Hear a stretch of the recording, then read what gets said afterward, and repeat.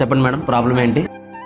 ఏం కాలే. ఎందుకు వచ్చారో చెప్పండి. నీకు తెలియదా ఏమైందో? అరే నాకెలా తెలుస్తుంది మీకేమైందో? మరి నన్ను కూడా అడగదు ఏమైందో.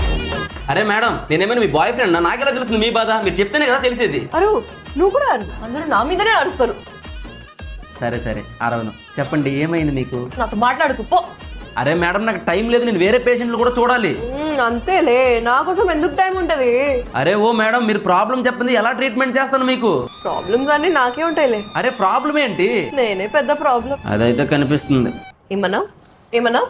ఏం కాదులే. ఏదో ఒక రోజు చనిపోతాలే, ఆ రోజు తెలుస్తుంది నా వేళ.